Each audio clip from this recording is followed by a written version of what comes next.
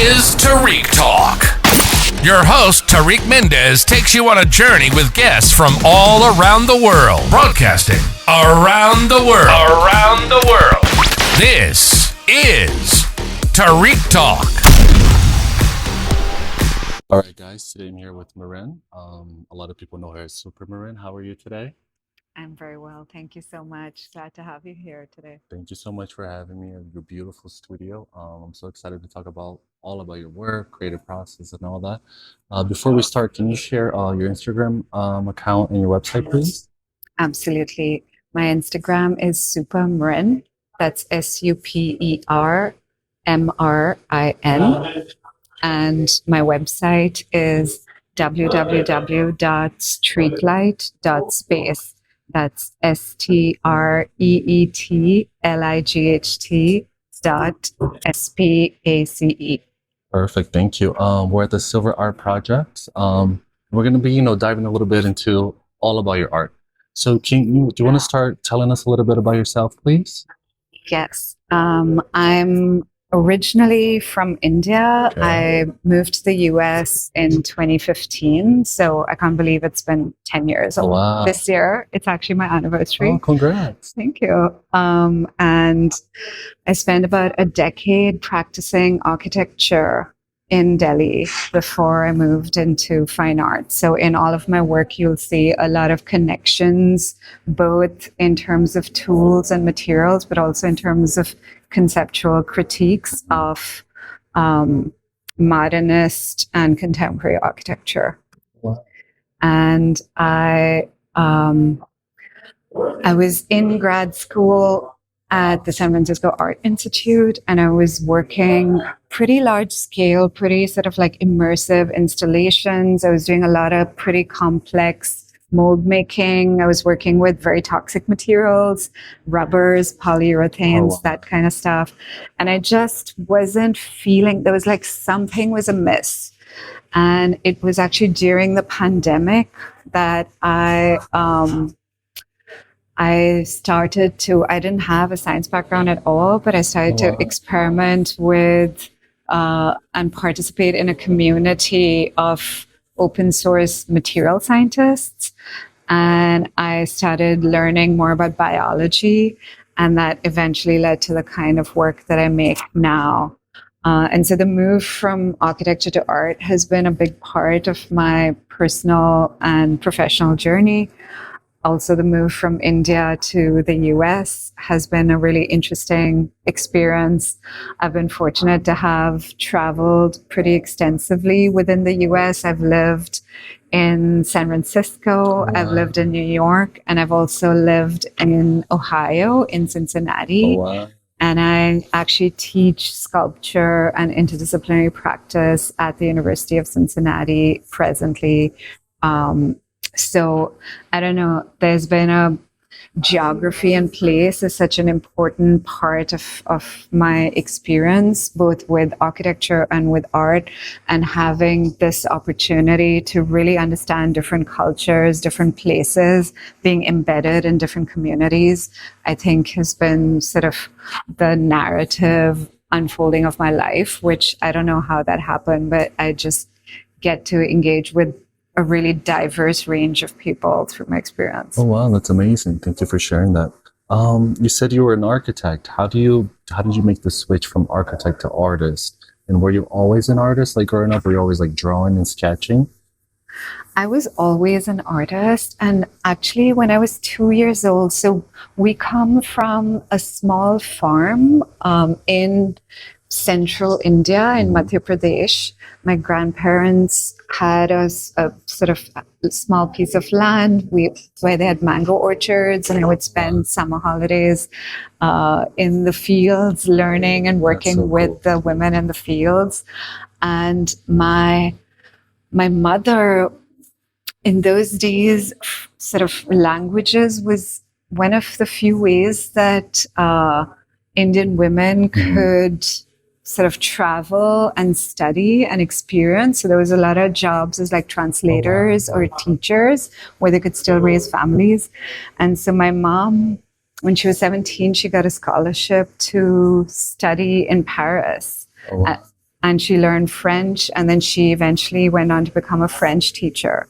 So when I was 2 years old, we lived in France for about 4 years, and she was studying African writers writing in French. So how they use the French language for the decolonial movement in Northwest Africa.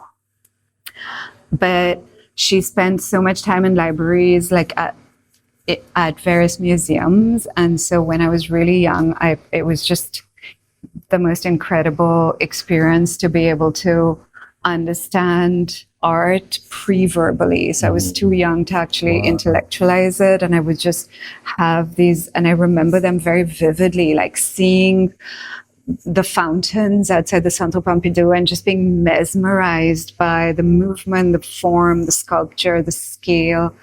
And I think the rest is sort of history that never really went away. I was always interested in design. I never thought it was art per se, and I never had the intention of being an artist. But I was always a creative person, and I was always interested. I love to visualize things, and drawing was sort of like the base practice that I've always had through my life. It's amazing. And do you think those early experiences kind of have like maybe subconsciously helped you to become like the artist you are today in a way? Definitely. I feel like in my life, the museum actually saved my life. There was a lot of various challenges in the family, in society, in sort of being immigrants at various points of my life, that I think for me, art and ideas and these objects that I saw around me gave me a sense that I could do anything, and we could be anything, and that there was something outside of the sort of like the rigid or narrow views that sometimes society imposes on women in India, and on us, that we impose on ourselves in general as well. Absolutely. And I just want to go into your work a little bit. Do you think like those, you said like the, like being on the farm, and like I'm guessing you had the experience to like touch things and play with things and like, divulge and everything about like the eco stuff. Do you think that has kind of like influenced you in a way, like to how you were a kid, like playing with all of that, and now you're kind of like, because I saw that you use grass to make a few of your sculptures. Do you think a little bit like it's like a full circle moment that you had that experience and now you're able to kind of like, touch a little bit in that and then use that for your sculptures today? I remember very vividly learning as a girl on the farm, learning how to make clay by just taking soil, and we would put it in a plastic bag, put some water in it, and bury it underground for a week, and then dig it back up, and it would become like a really beautiful clay, and then we would make little clay ovens with that clay, and then we would roast corn on those ovens and eat it. And it was like, I must have been like, I don't know, 5 years old or something, but it was like the most fantastic idea in my mind, that you could just go to the soil and cultivate this entire cycle from something so raw and basic. And it's kind of funny now that my work has done this full circle, where my mom jokes and she was like, Mrin is still on the fields, and the name of my project is also Field. And as an architect, I was part of this moment in India, in Delhi, where real estate was exploding, and overnight the fields were being transformed into like large glass skyscrapers.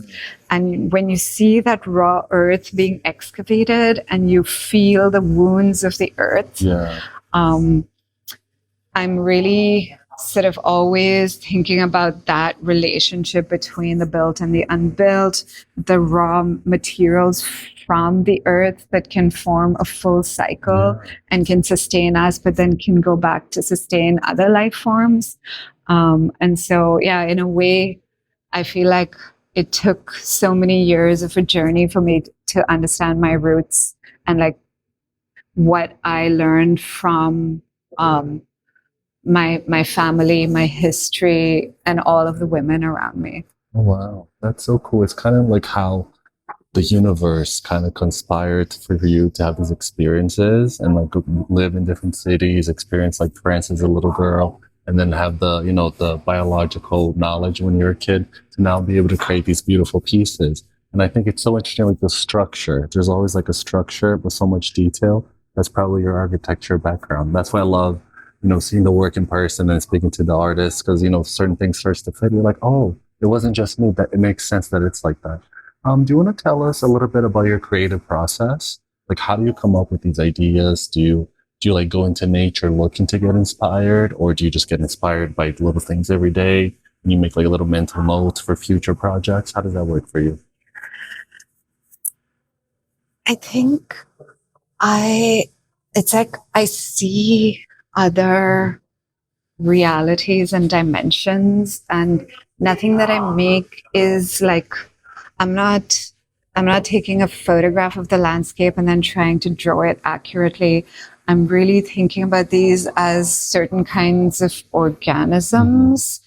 And I'm thinking about like how each of us grow. Like, what does growth mean? How much do you sometimes have to like hurt yourself to grow some other part of yourself? How does society, how does life form us and shape us into who we are, and what is our self-agency in that?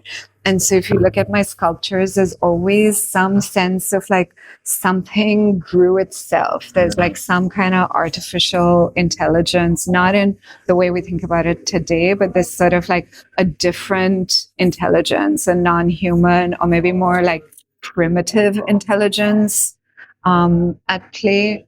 And so I feel like the images just come, and once I start, it's sort of, I embody that creature, and I'm thinking about like, how would I grow? How could I grow? And that's how the pieces make themselves. There's a lot of layers and building and layering. And so just in terms of technically to explain what you're actually looking at right now, because it can be confusing, especially in an image. This, for example, is a tensile structure made from fallen maple trees from this landscaping firm on the outskirts of Cincinnati, Ohio. So I'm interested in these like plant wastes that are actually grown for domestic consumption. So they're like, is it nature? Is it a commodity? That question is always triggered.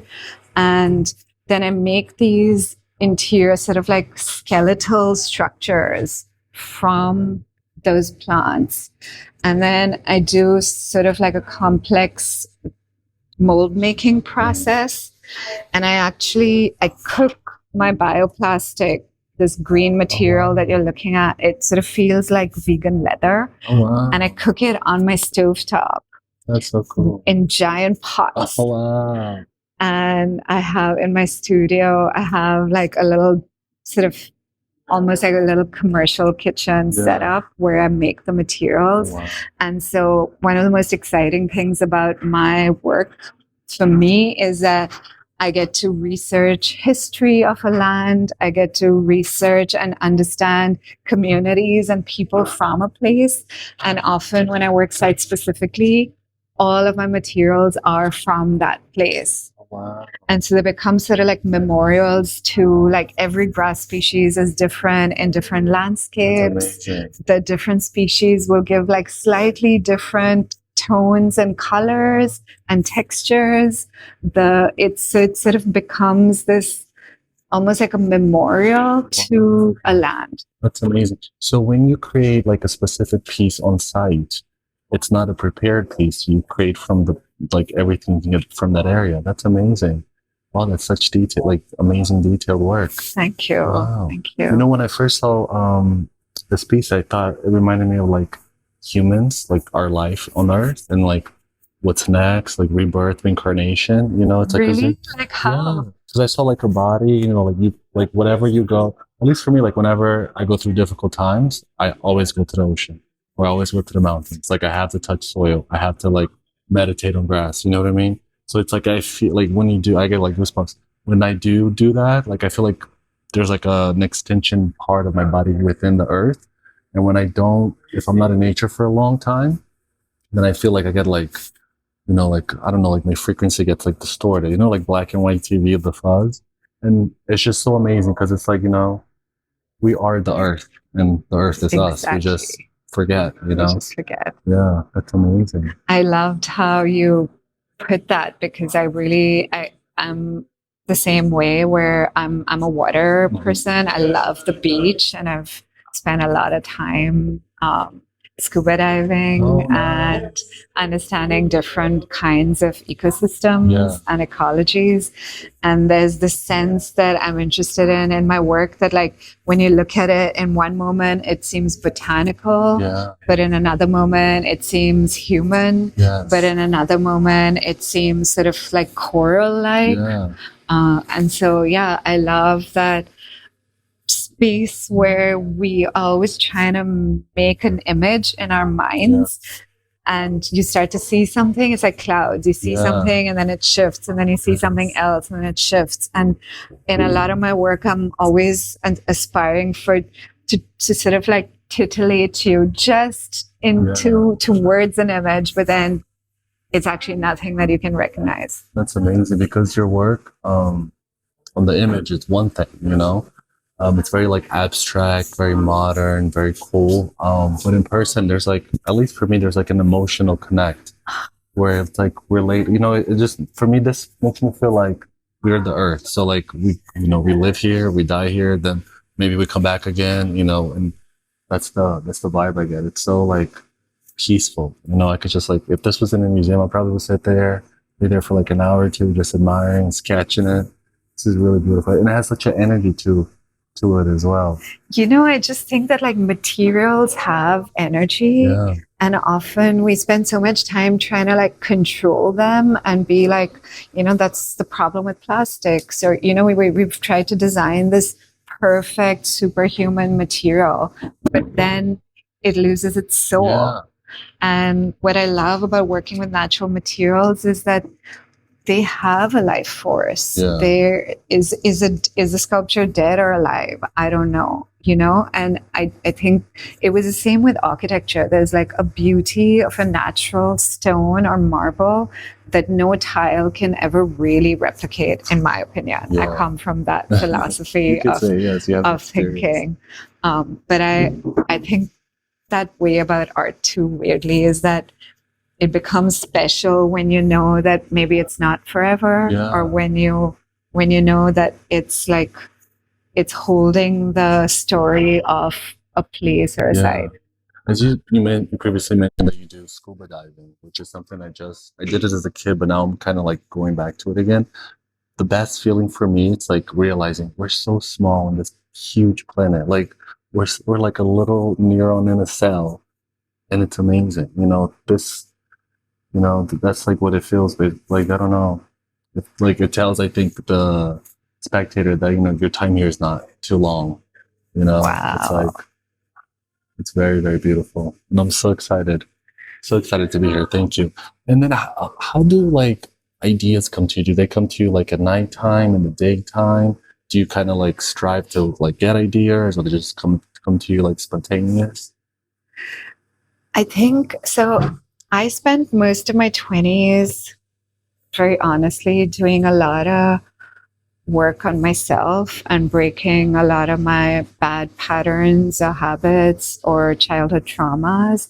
And I feel like it allowed me to sort of become more myself and be like brave about who I wanted to be in the world and not feel like I had to be like everybody else. And for me, it's only when I'm doing that consistently, like I'm taking care of this person, the ideas just come. Usually, like early morning first thing is like when I'm the smartest. I get dumber throughout the day. I'm like that too, yeah. I'm the most productive in the morning. But too. often I like wake up knowing, okay, this is like, I've visualized this in a dream or something. And it just needs to, this is what needs to happen. That's so cool. And then are you able to like remember the idea, or do you have to write it down, or otherwise you forget forever? Like, are you an artist that's able to remember it? Or do you have to like? I remember the feeling of it, even if I lose some of the details. Okay. I often just remember like a sort of a starting point. It's never the ending point. And I think that's the beauty of materials, is that I can start with my imagination, but it is like the pushback that the material gives that actually makes the work more interesting than I could have conceived. Yeah. And so I think for me, that image is like the starting point. And then once I start, it's like what you said, it's actually just about like, I'm often thinking pretty ritualistically about like, how do I transfer this energy force into this material, and how is it giving me that energy force back? Yeah. So I think that like without materials, it's like a castle in the sky. Like the material gives that response that makes it tangible on the earth. Oh, wow. And then when you think of like a sculpture design and you start to create it, does it come out exactly as you plan, or is it like a very organic, spontaneous process where you kind of let, you know, the branches that I saw you use sometimes, do you let that like take you like on a journey, or you kind of like strict because you're an architect and you have that background, the way you like, you want it to look how you want it to look like, or do you just enjoy the process? I mean, it's a bit of both. Especially for larger scale works, you need to be pretty organized when making large scale sculpture or architectural scale work. This piece, for example, the base of it was actually modeled on Rhino on 3D software. So I actually use a lot of pretty complex computer-aided design moves as just for like the mold making process of the work. But then again, once the branches come in, once the materials are in my hand, I give myself the permission to like keep expanding and growing and transforming. So yeah, it often starts very precise, and it's more, I would say, more than like trying to be precise throughout. What I'm really trying to do with material research, with structural research, within all the areas of the R&D for my work, is more about setting up a system where I can have flexibility through the process as I go. So how can I like get the base right that is still going to allow me all of these different options down the road as the work progresses? A piece like this, for example, took me about like 2 months to make, which is a pretty long time. Like I don't make a lot of pieces every year. I make maybe like, if I can do 10 or 15 pieces in a year, especially at this scale, that's like pretty ambitious for me, because there's like many parts of the mold making and sort of like complicated moves, and then cooking the grass and getting the materials and working with communities. So it's sort of like, it is very process oriented. And I feel like if I have the right process, the outcome is the right one. Yeah. Wow. And then when you're cooking the grass, how is that process for you? Because to me, it seems like, I think cooking is very therapeutic. So is that process like, do you get excited? Like, are you already having the visions of where you're going to create, or are you like in the moment focused on cooking the grass? I'm a bit spoiled these days, because I've learned that I can freeze the material and then reuse it, like warm it up when I need it. So I actually have a freezer, and I need freezers as like my storage process. So when I'm making material, it's very one track. Usually it's more about where I'm sourcing the grass from. So a lot of the samples here that you see are actually from the Greenwood Cemetery. And I have a sort of ongoing partnership with them where, because there's someone mowing the lawn every day at Greenwood Cemetery in Brooklyn. Cool. And so I would say the grass is more about the site itself. So I go, I talk to the mowers, they tell me where they are, I take bags, and as they're mowing the lawn, I'm like having conversations with them and like collecting some of the waste clippings that they're gonna send away, and then taking them to my kitchen, and then first have to like boil the grass to get rid of any of the toxins. Then I wash it actually in my washing machine. No way, you can do that? Yeah, way. I double bag it. I use nut bags and then like the laundry bags on top of that. So it smells like gold. It comes these thin, beautiful, like cellulose fibers. It's like such a precious material. That's so cool.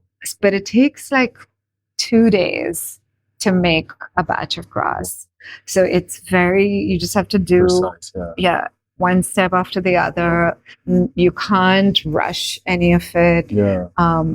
It's sort of like you're working on a cauldron with fire, so it has a little bit of that like witchy vibe, but it's much more grounded than that because it smells of a farm the whole time. So it's like a weird process. I have a question, just me being nosy. Sorry if it's too much, but you said that you grabbed this from the cemetery. Do you like cleanse it with like sage? Or, I actually do have, I use a lot of natural essential oils. Okay, so it takes the bad juju away.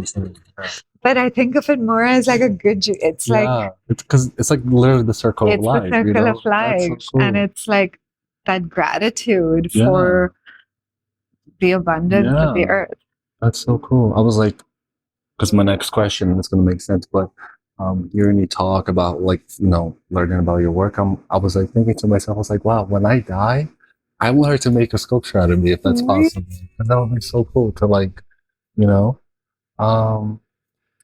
that's, I know it's like a wild thought, but it's really cool. No, I've actually had other people request this from me, is that they would like to be like buried in a sort of like a bioplastic pod, and that then the materials decompose with the bodies. And I think it's really, a lot of people are doing like more sustainable forms of burials than coffins, because wood just takes so long to decompose. Absolutely, but it's like funny that actually I get that question quite often. Because I was like, this is so cool for like, your family to come, meditate, talk to you, have like a visual, just look at the ground.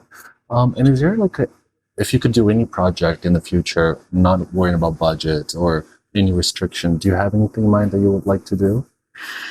I'm actually like working towards, I'm like working on a bunch of proposals, so fingers crossed for me. But from the onset of this body of work has been this desire in me to work at architectural scale, outdoors, in a landscape where the sculptures become a rewilding tool for a sort of like a traditional lawn. And so a site like a manicured lawn or a golf course or something like that kind of, or like a sports stadium where they're actually trying to rewild the landscape and plant new species of plants and ecosystems. And so, in my vision, I do outdoor large scale works that as the art decomposes, there's seeds inside and it triggers new things to grow. And so you could imagine this with like some leaves growing from some parts and some parts breaking down. Fabulous. When I first saw your work before I saw that you were an architect, I did see like a structural like frame to it. And I thought, oh, maybe, perhaps she had some knowledge in that. But I also thought like, how they do like for Art Basel, they do a collab every year. I thought like, once I learned that this is like biodegradable, I thought maybe like this kind of like taking over a skyscraper, like a fungus type. And then the part that's on the ground, you bury it. And I thought, like when I learned that you're an architect, I was like, wow, that would be such a cool thing. It's like this takes over in the skyscraper. You know, that'd I be mean, so cool. it's such a dream. Like even these arched pieces back there, I often see these like huge windows, arched windows in buildings, and to be able to take over the entire facade of a building with every arch having the grasses and trees that have taken over a concrete site. Yeah. That would be like a dream come true. Yeah, because like when I first came in earlier today in the studio, I thought, oh my God, these like blown up, like, you know, 4 or 5 floor like height with the shadows and the sun going in between. Oh, it will be like phenomenal. Thank you. You know? I also think that it's a question of resolution. So like trees of different scales and sizes, because I'm incorporating grass and trees, the natural tendency would be to go to a specific scale or size, you know, so like to be able to use full size maple trees and make a sculpture from That's that. so cool. And like, oh my God, I just like thinking now, you traveling around the world doing these installations, like fitting, as you said, you take the source from where you are. That would be so cool. I actually did a project in Switzerland in 2023. Congrats. Thank you. And it was the largest sculptures that I've done so far. I was there for 2 months, and all of the materials were sourced on site. And I was in this sort of like vineyard chateau, and I reused the winemaking facilities to make bioplastic. That's so cool. And I got all the grass from the classical French gardens of the chateau. And 1 week before I got there, I mean, it was extremely tragic. And there was a freak tornado that blew down, razed 150,000 trees. Oh my gosh. In the city where Le Corbusier was born. Oh my God. And it was sort of a climate change related freak hurricane. Yeah, because I was going to say Switzerland doesn't have it. Doesn't. It was like, it was devastating. And so I got there. It was so sad and freaky to see this devastation. And I pivoted the entire project to account for that and sort of participated in the community cleanup for all of that. And eventually the sculptures that I made were using the fallen trees from that calamity. And were you able to have access to like different trees that perhaps you wouldn't have been able to had they not gone through the hurricane? I mean, I used a lot of the European linden, which I've never seen here in the US, a lot of which fell down in the storms. But yeah, it's like a weird project sometimes because so much of this is in conversation with sort of disasters, death, cycles. And there's some parts of the cycles that are just very sad. Yeah. You know, like this makes me realize like how greedy the world can be, and it really puts us humans, I think, at least for me, in place. Like, you know, you'll probably have like 70 years here. Life is not forever. Don't think too much, you know, because we're probably going to look like this underground, you know. So it's a really, really beautiful work. And changing a little bit of the topic, I have a question. If you could have dinner with anybody, any artist, dead or alive, who would it be? Yeah. It would be my dream to have a meeting and a dinner or a drink with Christo and Jean-Claude. Oh, wow.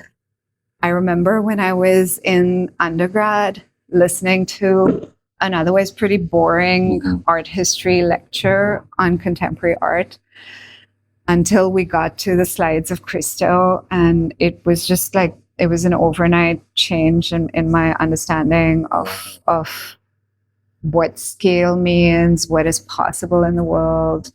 I don't know. It's like there's a way in which they were able to transcend maintain their autonomy as artists, but do much weirder projects than artists usually try. Another artist that I would love to have a drink with is Pierre Huyghe. But a lot of the big installation artists have been my people that I've looked up to as a young artist. I think now, like, I would love to have a drink with the artist Mrinalini Mukherjee, who shares my name, my first name, who I think she passed away in 2015.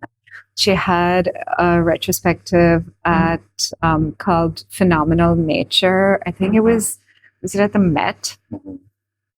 It was an incredible show, and she was an Indian artist working with hemp fiber, and she weaves these incredible complex sculptures that sort of hang from the ceiling. They're like gorgeous. So I know you only asked for one, but that was 3. No. It's my fault. It's 3 or 4. It's up to you, but it's amazing. And if you could own any artwork by anybody in this world, I don't know if the answer is going to be the same. Who would it be? Oh, own an artwork. What would I want to own?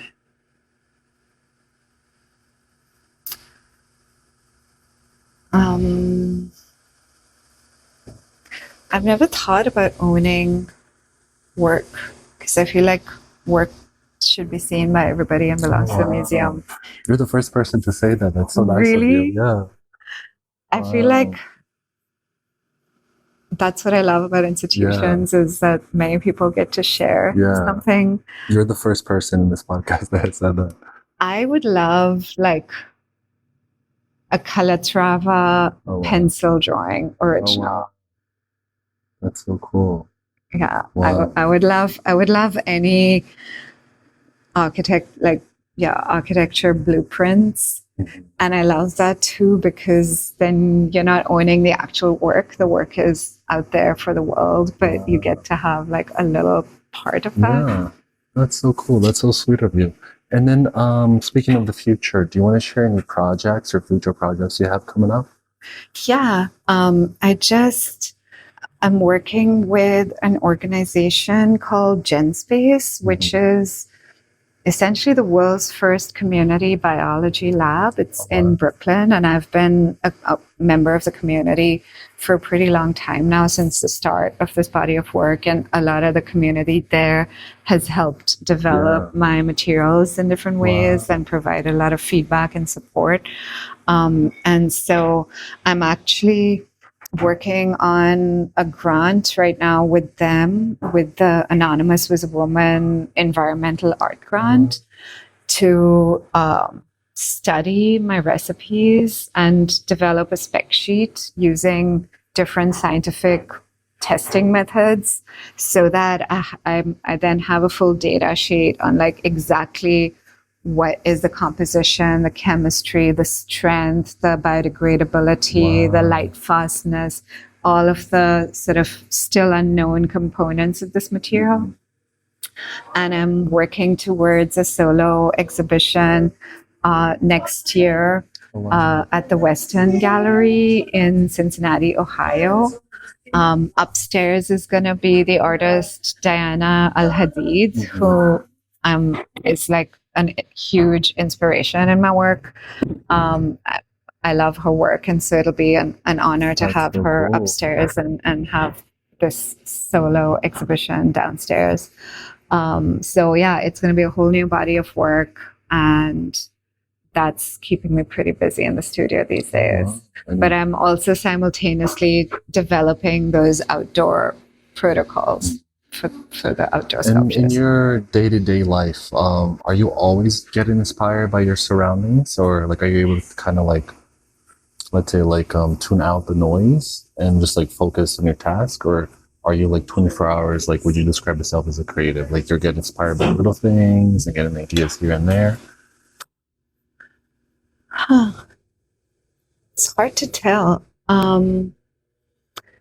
Yeah, definitely. I think conversations, I think being here with all of these artists that are incredible artists around me, being in the studio and having those moments where we like look at each other's work and we're like thinking or talking together, or like, I mean, the view that I have in the studio right now is just so phenomenal. And there's just something about, even today, like sometimes when it's sunny, all of this will be like backlit, all of the work, and it looks incredible. But even on a foggy day like today, that quality So of the much light mystery. Yeah. is so powerful. Yeah. I think, there's who knows where everything comes from, but there's always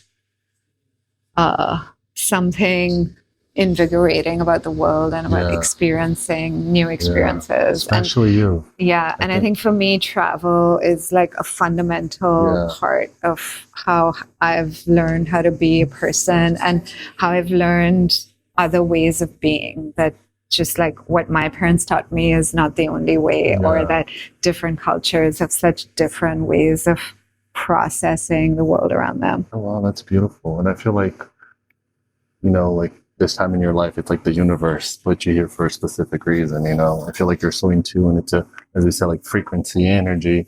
Now you said you did so much like self-work in your 20s. So I feel like everything, it's like leading up to now. So I definitely hope, oh my God, I have ADD, as you can tell, but like, you know, as we talk more and more about your work, I'm thinking like, oh my gosh, you should do something in the Amazon. That would be so cool. Could you imagine you going there, like, because it's like endless possibilities, you know, with all the material there, it would be so, so amazing.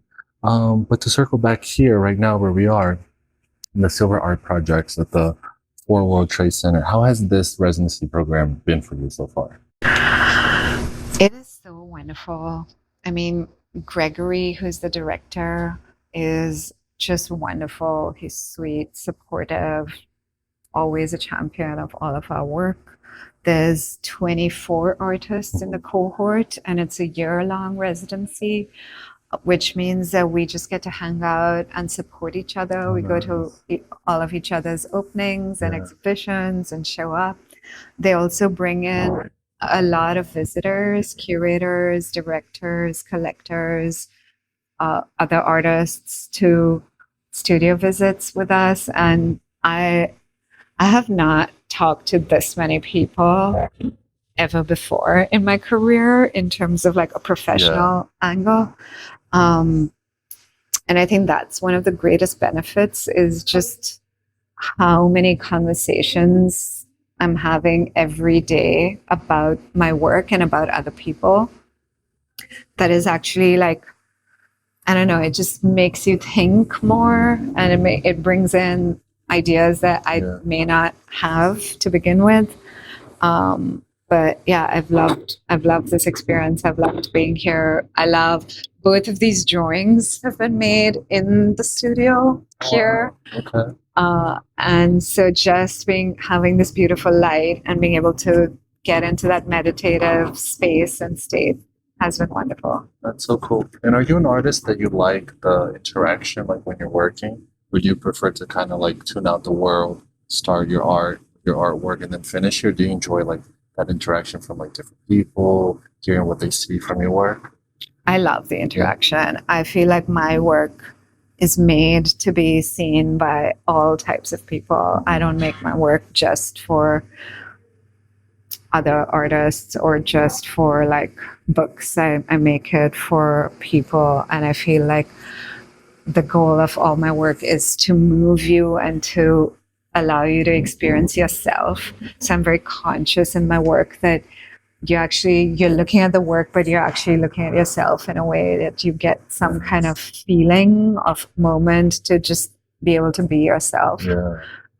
So yeah, my work is always made for people to experience. That's amazing. It was definitely a self-reflection for me. And then how are you in the studio? Like when you come in, are you able to get to work right away, or do you need to like meditate, have a coffee, read a little bit, and then dive in, or are you able to just like jump in whenever you feel inspired? I need my coffee. A double espresso doesn't hurt, right? I need like everything to be right. I need my coffee. I need my space to be clean and organized. It's funny because like I need everything to be very well organized so that I can do work that's very messy and chaotic. But I'm actually like a very organized person.